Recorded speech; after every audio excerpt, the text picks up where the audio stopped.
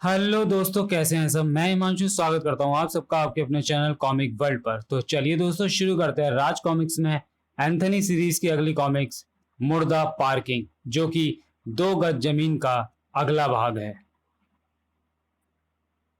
मृत्यु पश्चात पार्थिव शरीर को जरूरत होती है 2 गज जमीन की। कब्रिस्तानों के रख रखाव व प्रबंध को सरकारी आदेश के साथ भांजा ने अपने नियंत्रण में ले लिया।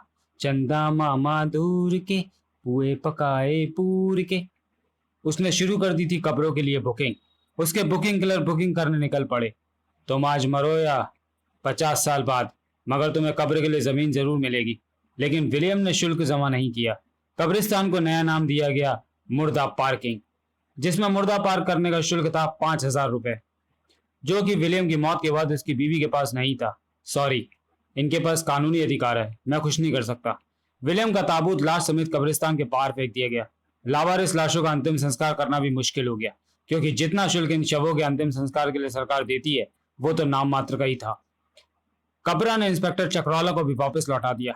कबरा को समझाने इंस्पेक्टर इतिहास वहां पहुंचा। 5,000 गिनकर तू या बिना गिने धाड़ आ बिना शुल्क अदा किए इतिहास ने उस ताबूत की कब्र बनवा दी। तब भांजा आया शुल्क वसूली के लिए।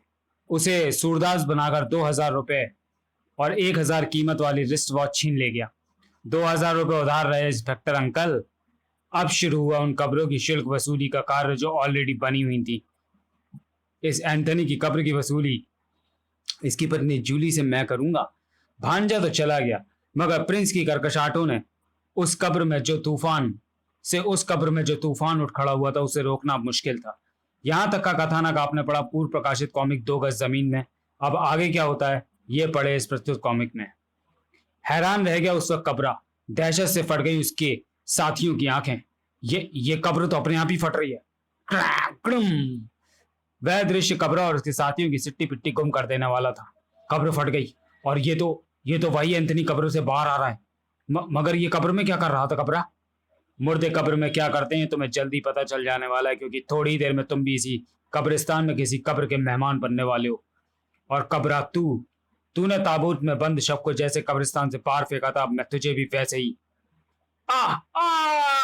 इस कब्रिस्तान से पार फेंकूंगा। देखना यह है कि तू बाहर कहां जाकर गिरता है। कबरा की चीख कब्रिस्तान के सन्नाटे को दूर दूर तक भंग करती चली गई थी। मगर दुर्भाग्य रहा उसका कि वह तेज गति के साथ जाते उस ट्रक के पहिए के सामने आकर गिरा। ड्राइवर द्वारा ब्रेक मारे जाते जाते भी ट्रक का पहिया उसके सीने पर चढ़ी गया। क्रिंच प्रिंच। बताओ तुम्हारा बाप भांजा कहाँ है? बदमाश बताता चला गया और भांजा कहाँ गया है यह सुनकर एंथनी के मस्तक पर बल पड़ते चले गए। उस बदमाश को मौत के सुपुर्द करने के बाद एंथनी निकल पड़ा कब्रिस्तान के बाहर। चला प्रिंस, भांजा जूली के पास गया है। शैतान वहां भी अपनी शैतानी दिखाने से बाज नहीं आएगा। वो तो मैं दिखाऊंगा ही। हा हा हा हा। चंदा मामा दूर के पुए पकाए पूर के। छोड़ो मेरी मम्मी को, छोड़ो। मुझे कुछ दिखाई नहीं पड़ रहा। मम्मी! टेबल से टकराकर गिरी जूली को बेहोश होने में देर नहीं लगी। जिसे मैं दिख जाता हूं उसे मैं कुछ और नहीं दिखने देता, और जिसे मैं दिख जाता हूं भांजा वो कुछ देखने लायक नहीं रहता। यह आवाज तो एंथनी की है। ओ, तो अब यहां आ पहुंचा है तू। आते ही पीठ पर वार कर दिया।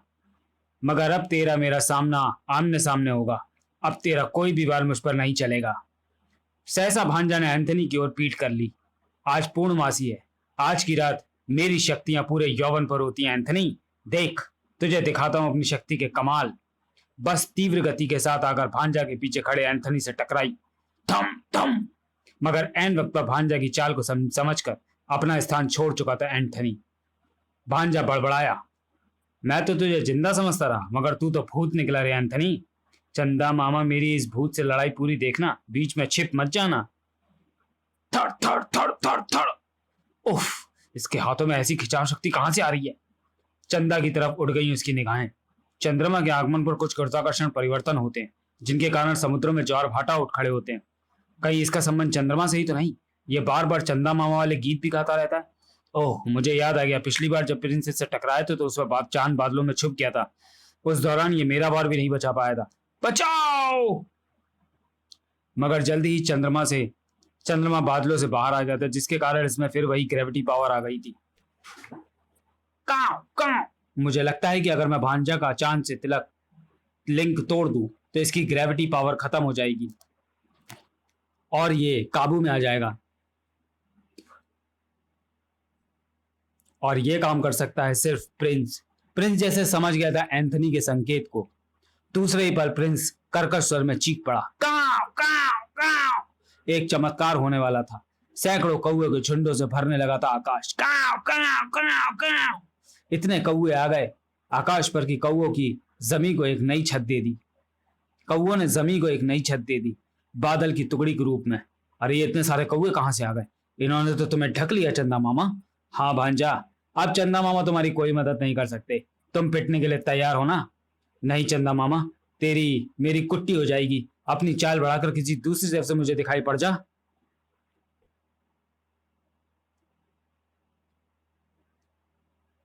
जमीन की ये टेम्परेरी छत अब तेरी मौत के बाद ही हटेगी भांजा। थम नहीं, शैतानों की दोस्त, सिर्फ मौत हो सकती है और मैं तुझे वही दे रहा हूं। मुझे मत मार एंथनी, मैं कब्रिस्तान के ठेके छोड़ दूंगा। प्लीज एंथनी, देख मान जाना, तू आड़ी नहीं है मेरा। चल तेरी मेरी अब्बा। हा। लोहे के स्क्रैप से भरे वही खड़े ट्रक को भी एंथनी ने उस गड्ढे में भांजा के ऊपर ढकेल दिया। नहीं, आह आह। एंथनी का आदेश प्रिंस को मिलते ही कौवा द्वारा निर्मित व कृत्रिम आकाश छट गया। काव काव काव काव।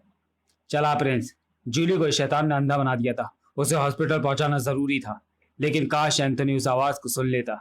लोहे के इस कबाड़ के बीच बीच में जो जगह छूटी हुई है, वहां से मेरी योग शक्ति चंद्रमा की किरणों को सोख रही है।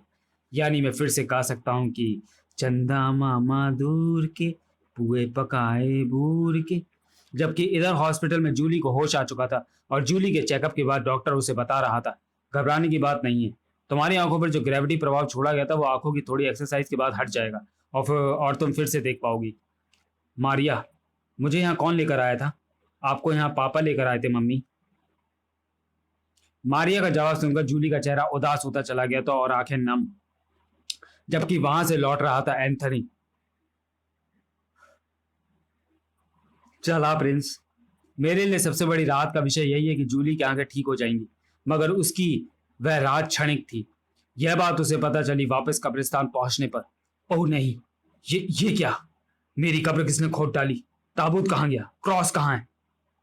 प्रिंस, देख रहा है तू? अब मैं कहां रहूंगा? जरा सोचियो। न जाने उसे मेरा ताबूत उखाड़कर कहां फेंका है। ओह, वह रहा। उसी क्षण खटक गए एंथनी के मस्तिष्क के तंतु। यह भांजा की ही करतूत लगती है प्रिंस। इसका मतलब भांजा भी मरा नहीं है। मरता क्या न करता वाली स्थिति थी।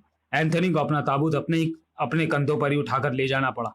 इस वक्त मुझे केवल एक ही जगह पर पनाह मिल सकती है। जब तक भांजा के पास उसके मामा चंदा की शक्तियां हैं, वो मर कैसे सकता है? चंदा मामा झूल के झूले खिलाए झूल के। एंथनी ने जब मुझे इस गड्ढे में दबा दिया तो एक बार तो मैं घबरा गया था, मगर जैसे ही मैं चंदा मामा की शीतल किरणों का एहसास मुझ तक पहुंचा, मुझे मिल गई शक्ति और मैं उस कब्र को फोड़कर बाहर निकल आया।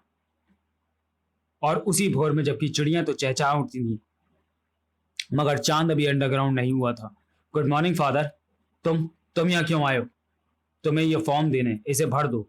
और इसे भी। कैसा फॉर्म है ये? तुम्हारे लिए कब्रिस्तान की बुकिंग का। और ये गुल्लक तेरे उन रिश्तेदारों की कब्रों के शुल्क के लिए लाया हूं जिनकी कब्रें कब्रिस्तान में ऑलरेडी बनी हुई हैं। तुम्हारा दिमाग खराब हो गया है क्या? गॉड के घर में खड़े होकर ऐसी जलील बातें करते हो? गॉड के कहर से डरो, चले जाओ यहाँ से। तुम खुद नहीं देते तो मैं खुद ले लेता हूँ। इस दान पात्र में काफी राशि होनी चाहिए।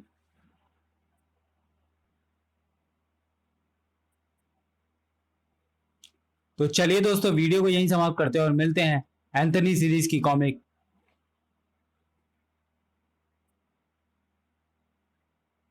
मुर्दा पार्किंग के दूसरे भाग में अगले वीडियो में। तब तक के लिए धन्यवाद।